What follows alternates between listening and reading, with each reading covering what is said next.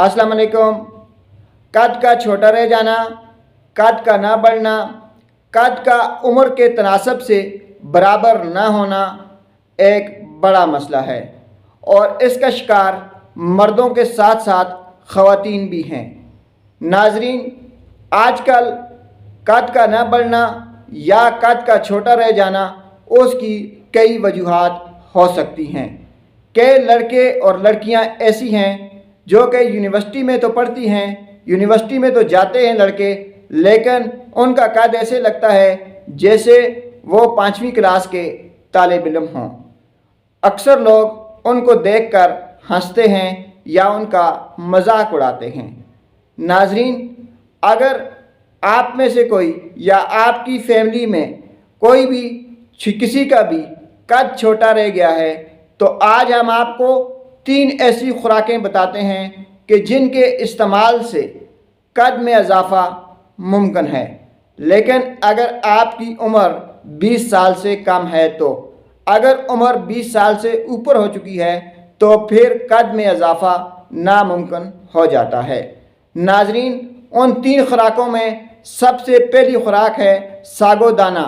सागोदाना की खीर बनाकर आप रेगुलरली इस्तेमाल करें।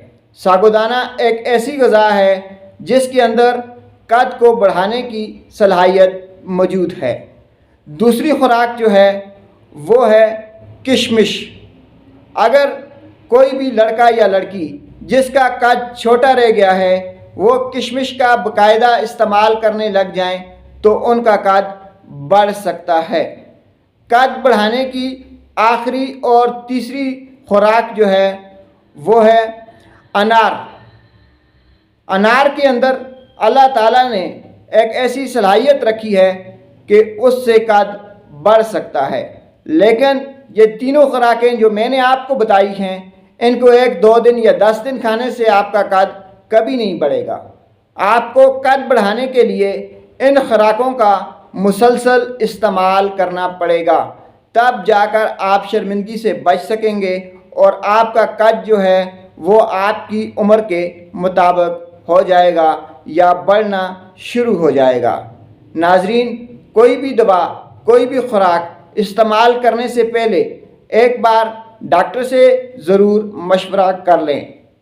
अगर आप चाहते हैं कि आपका कद जल्द अज जल्द बढ़े तो आप इन तीनों खुराकों को एक साथ भी इस्तेमाल कर सकते हैं। शुक्रिया।